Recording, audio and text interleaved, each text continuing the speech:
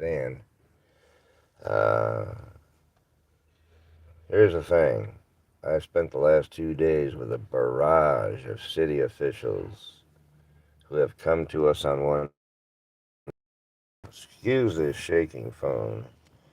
I'll do the best I can straight. A barrage of officials. Now, here's the thing, and I pointed this out to in a phone call this morning to Peabot. I said, here's my view of what you guys did to us. 3 of you came at a time to post one ticket on my vehicle, and you didn't even post it on the vehicle. You put it underneath the windshield wiper blade and didn't use the sticky. And then you proceeded, all 3 of you, to try to make contact with us, which is not your job. Your job is to sneak up on people, post your little doohickey bob on their windshield, and be gone. They don't pay you to try to have conversations with people that may be in the vehicles or around the vehicles. That's not your job. Your job is like a thief in the night. You come, you sneak up, you put the ticket on, and then you're like a ghost, you're gone. And somebody's going to lose a vehicle. Now, I know this much about losing a vehicle, and you might want to check the law. I might be wrong, but I believe I'm right. The Ninth Circuit Federal Court for the city of LA, well, let me say, in a case brought by a man and a group of others called Raintree versus the city of LA. Can't be sure of the date of that actual decision by the federal judge, but you should be able to access it pretty easy. Now, I read the thing a few times, and I know what it says, and it says to the effect, this judge ruled it to the effect that if a person is using his vehicle to live in on a city street or wherever, and that's the only shelter he has that would keep him off the streets. He says the city purposely makes a barrier for these folks to get their vehicles back after they've gone to jail for some minor infraction usually, and then they seize their vehicle because they're not there to care for it. And they live in the vehicle. And the judge says he didn't think it was right and proper, even legal, or morally right even, to seize the vehicle of a homeless person and put them out on the street. Okay? And that's what they did to us recently, okay? So that was in violation of federal law. That was the judge's decision that the cities and municipalities can no longer seize the vehicles of homeless people as long as there's no criminal involvement, for infractions or for camping or for, frivolous things like that, parking tickets, says those are all distractions from what's going on here. Pretty much he said that. Don't know the exact words, but you can access this. It's Raintree versus the city of LA. And it's Raintree, just like it says. And there was 3 other at L, 3 others. And that decision was for the 9th. And Oregon is in the 9th. Okay. So that's the federal judge that made that decision, that they could no longer do that. That if their vehicle was impounded and towed, they didn't have to pay for the tow. The city had to, and that the whatever the towing cost or whatever the stowage was, they don't have to pay that either. He forbid them from doing that any longer. Now, in spite of that, while I've been in Oregon, I've lost one, two, three, four vehicles that I lived in. You know, just a couple of years apart. And I live in the vehicles. I make a living space in them. Usually I've had a motorhome, mostly. I wish someone would donate one to me. I mean, me and my son obviously have problems living amongst certain kinds of people, which I call them. And I'm not a member of that society because I don't do drugs and I don't drink excessively and become a drunken slob, you know. And it's okay if you have a lot of money, and you want to be a drunken slob. That's fine. At least you can support your drunken slobbiness, okay? But there are those that can't, and they're in the public way with it. Most people can go home after they've been a drunken slob and then drool all over their wife and, puke on her and everything. Oh, yeah. Like my father did. Yeah, what a drunken slob that person was. In any event, I have the experience to speak out like that, okay? Alcohol is for people to enjoy and to catch a buzz and kick back and relax. When people drink it in excess, it turns them into animals like it did my father. My father had 10, 11 children because he was a Catholic. And my mother was a Canadian Indian. Her grandmother was really Canadian Indian. She married this French guy. Anyway, the story goes on that this stuff that goes on with seizing people's property, I don't want to get off track, seizing people's property who are already, experiencing some pretty lows in their lives, and some of them lose their dog, their wife, and their vehicle, all at once. These are devastating things that are happening to people that cause them to be living on the street. In my case, it's lack of money, pretty much. We just can't afford the high-priced apartments after living in a house by ourselves on Northwest 25th, 1927 Northwest 25th in Portland. A nice location. We were happy there for a very long time. Everybody in the neighborhood knew us, and we were liked. We had lots of friends.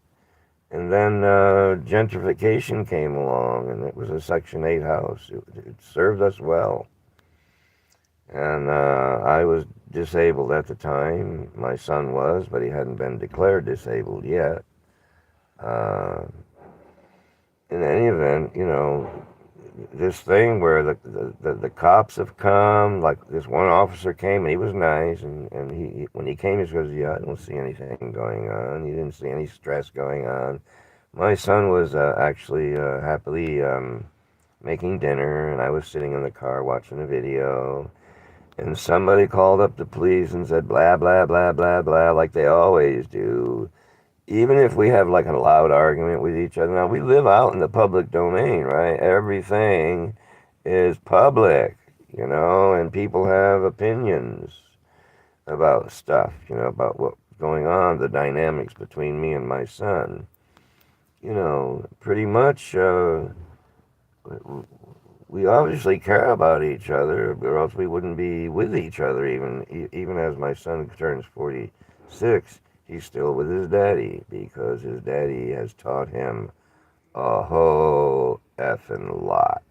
I mean, he is one smart cookie. He's everything. He's a computer whiz, a machine, he just pulls motors apart. He's just a whiz at doing things, And he's got 5 certificates from, I think 3 from Portland Community College. He's no dope, nobody's dummy, my boy. And he has stayed homeless with me because it was obvious to him some years ago that I was failing slowly because of my backbone and my nerve disorder that's overtaken me now.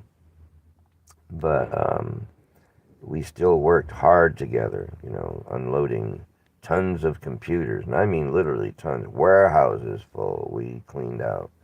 And we stripped every single one of them down to circuit boards, screws, and frames, and plastic, pretty much, and filled bins full of.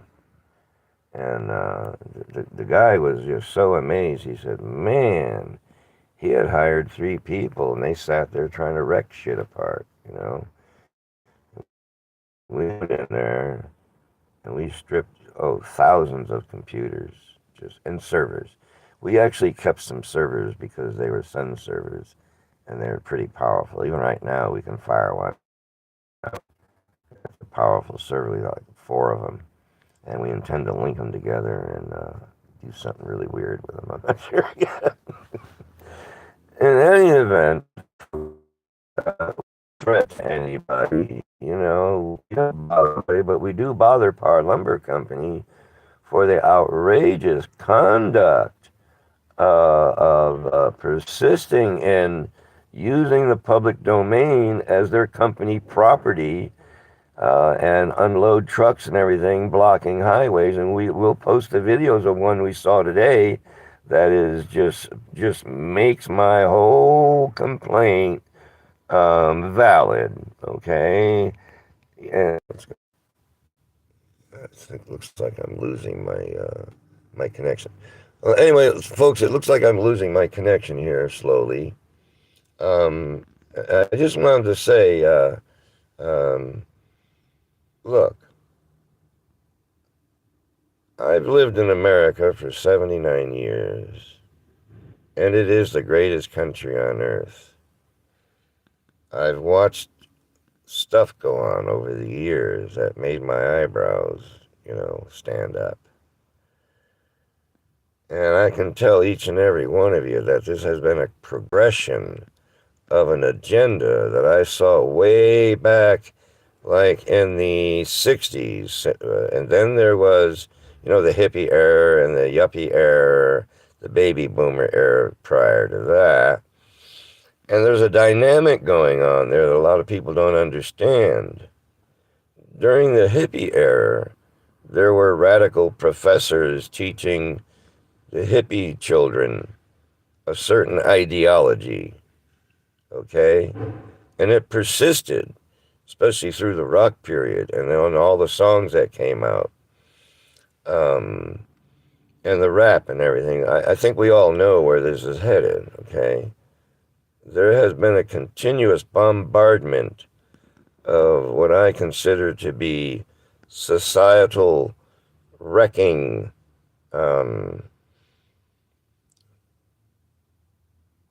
agencies that they've employed, including music and movies.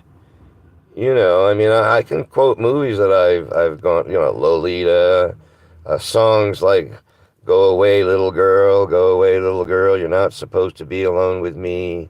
A lot of songs about young girls with older men. I mean, this has been a campaign by what I consider to be, and I'm not a religious person. I don't believe in God as other people do. I believe in a creator person, whether it be a race of aliens or whatever.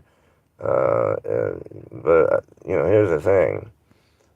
I love my country. I was born here, and even though I'm, an outcast in my own country, and I am thankful for the Social Security. I did try to work for years, but I finally got really bad.